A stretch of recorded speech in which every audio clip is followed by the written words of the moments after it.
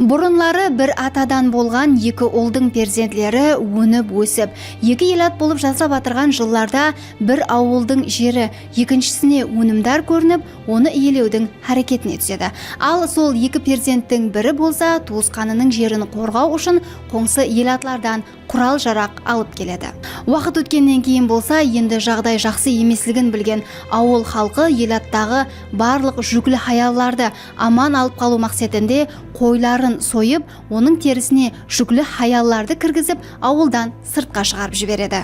Ауылды қоршап тұрған нөкерлер болса, шұбырысып кетірген қойларды көріп, бірін-бірін ұслап өлтіре баслайды. Қой қырылған деген атама әне соннан қалған екен. Сезгеніңізде бүгінгі санымыз республикамызда жайласқан қой қырылған қаланың тарихына бағышталады. Видеомыз бастан алдын каналымызға ағза болып лайк басуды ұмытпаң. Бұл Айдын каналының жаңа саны. Мен Айгүл, тайын болсаңыз басладық.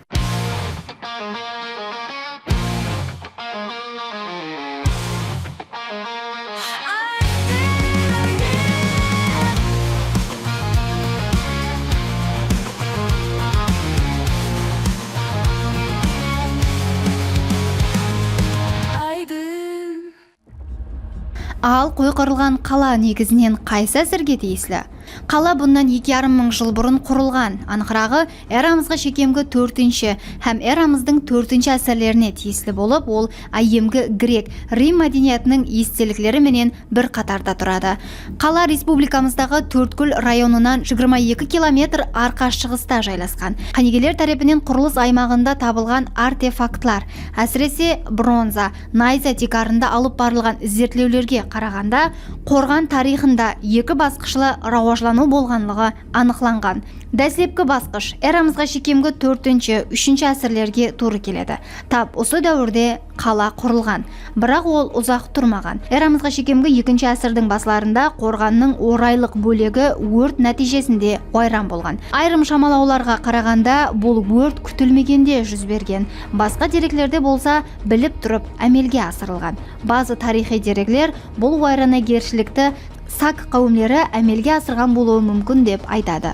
Қорғанның 2-ші тұрмыс басқышы болса, эрамызға шекемгі 3-ші, 4-ші әсірлерге туры келеді.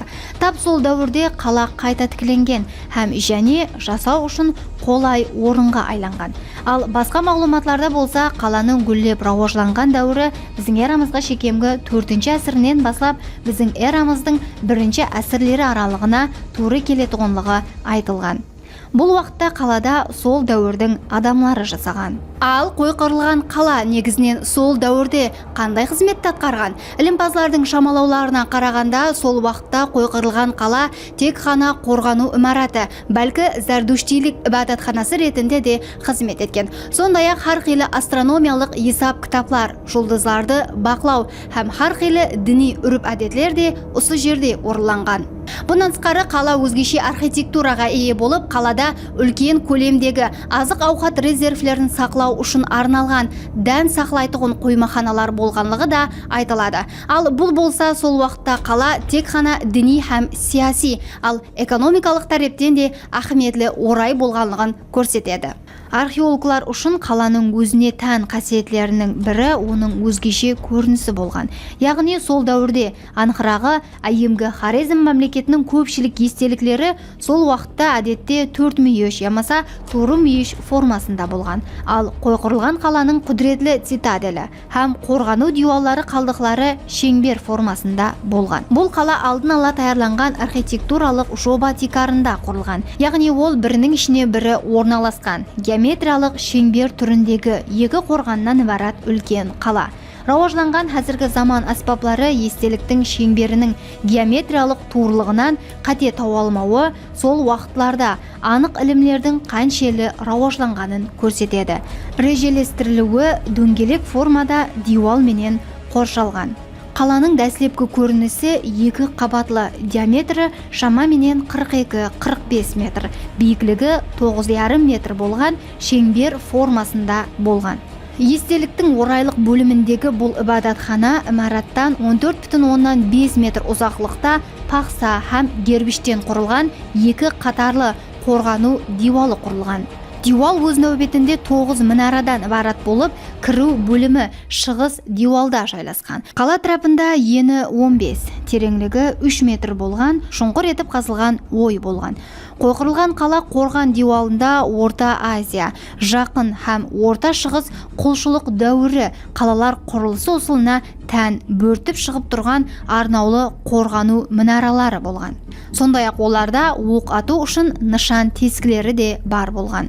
Қала дәруазасы бірнеше айланба жолларға ие болып, лабиринтке ие, туры мүйіш формасында, қапталға өсіп шығуы 18 метр. Екі қаптал тарепі ярым шеңберлі мұнара менен беккемленген, ұлыма көлемі 3 метр. Орайлық имараттың бірінші қабаты 8 бөлмеден ібарат болып, оның биіктігі 8,5 метр.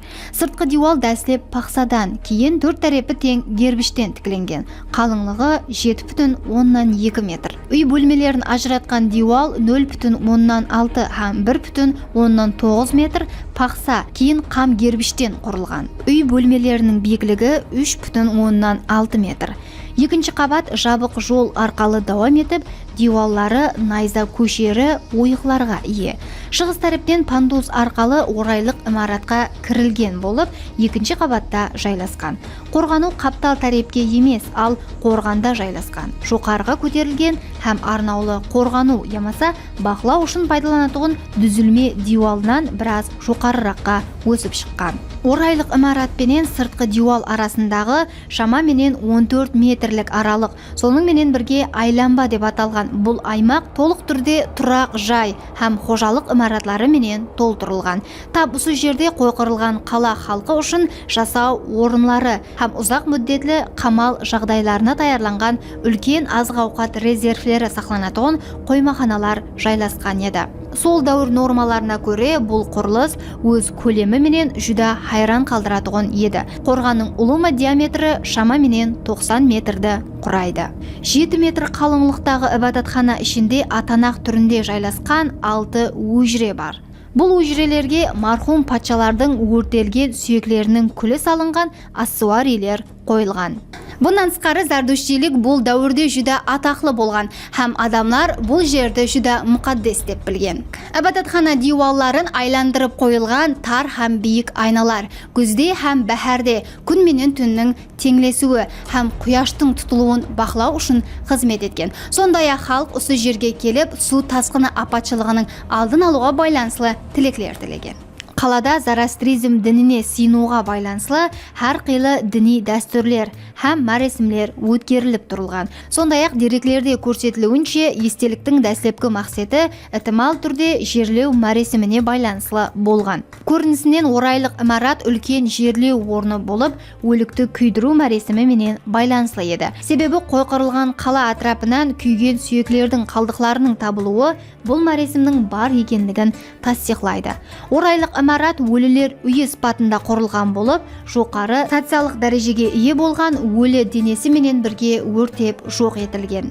Зерттеушілердің жазуларына қарағанда, міне осы дәстүрге тән хүкімдар сүйегі қойқырылған қаланың орайлық құрылысындағы майданжаға орнатылып, тарамадлы отта жағылып, күлі арнаулы ыдысқа салынып, оның ғазинелері менен ібадатхананың төменгі қабатындағы қараңғы ханада орналастырылып, қапы мөрленген. Есік алдында құдық қазылған.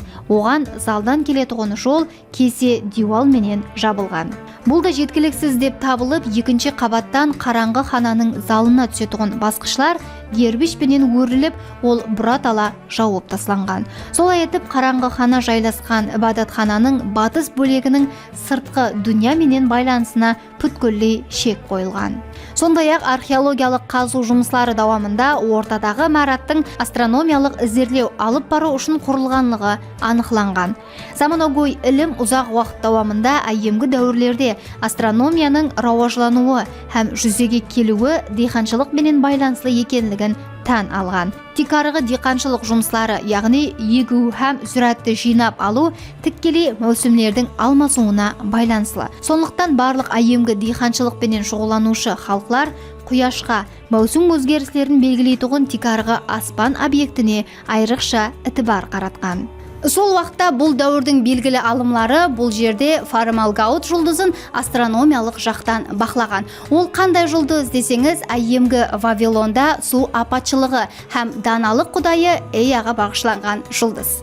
Ол қойқырылған қалада болса, жерге өмір беретұғын хасылдарлық су құдайы Анахитаға бағышланған. Қалада Анахитаның кіші хайкелшілерінің табылуы болса, бұның айқын дәлелі. Қалада астрономиялық бақылау жұмысларын жүргізу үшін оның сыртқы диуалларына кезерменлер менен қатар арнаулы айналар ісленген.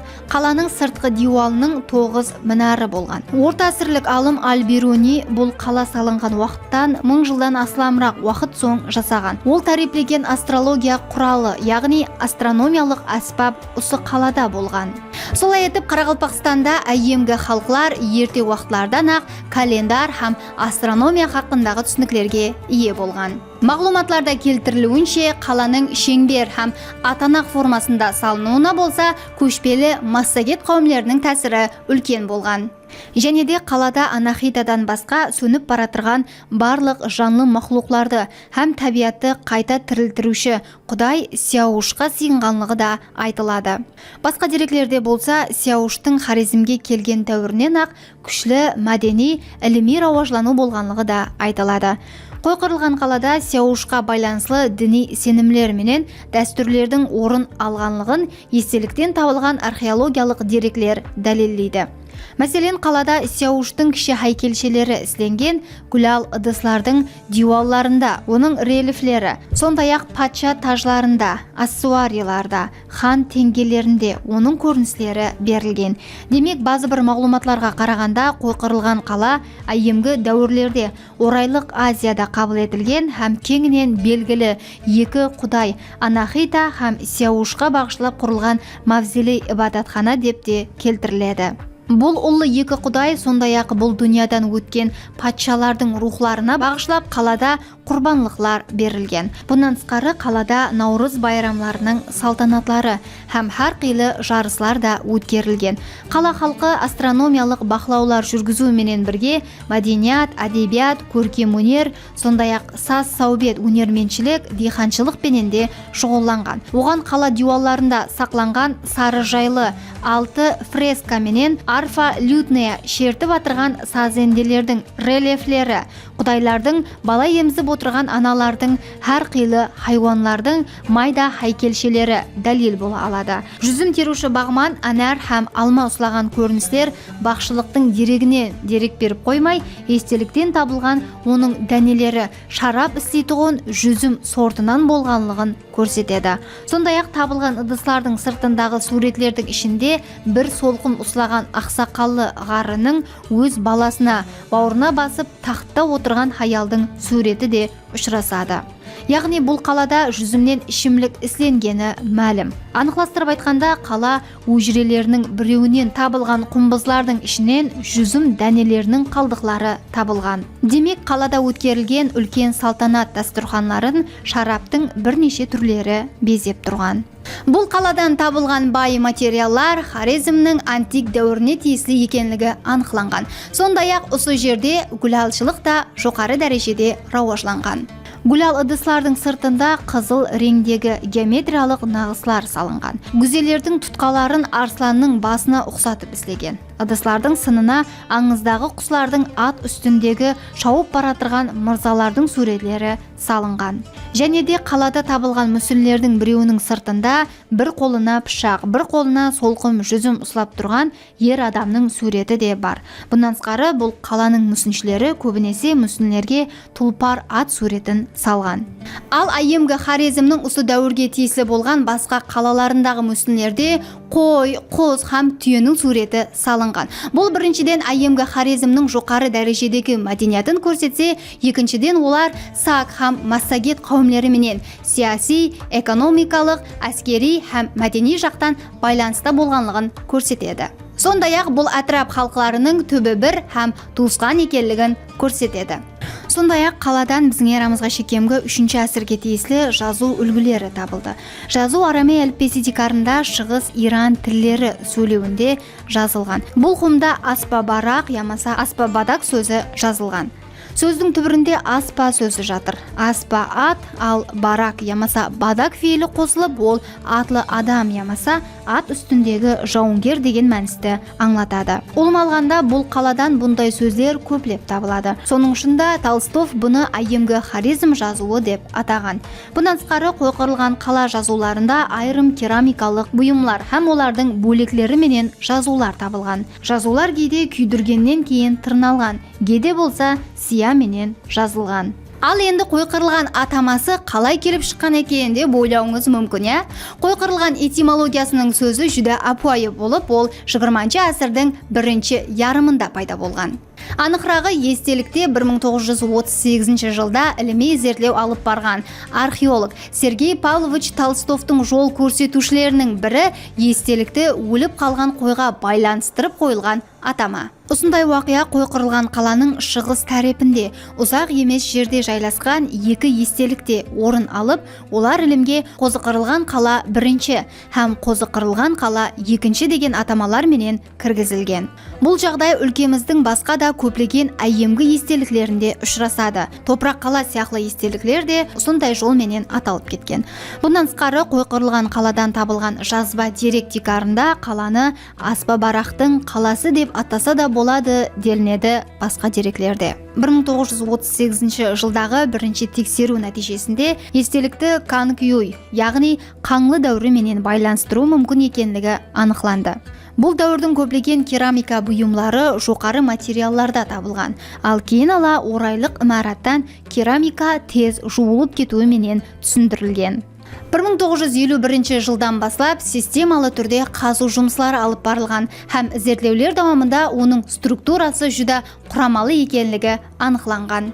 Сондай-ақ орайлық имараттың төменгі қабатында бөлмелер бар екенлігі, ал жоғары қабат болса күшлі бұзылғанлығы мәлім болған. Қаланы зерттеген археолог Толстовтың қала хақында жазған минетлерінде көрсетілуінше, қойқырылған қала естелігінде 1952 жылға шекем қазу жұмыстары басыланбағанша, оның дәстепкі көрінісі хақындағы түсінікте бұл естелікті 18 мүйіш формасында диуаллар менен қоршалған деп елестететін болған. Бұл болжау сол уақытта толық логикалық еді, себебі оның сыртқы көрінісі бұзылған қалдықларына қарағанда тап сондай көрініс оятқан еді.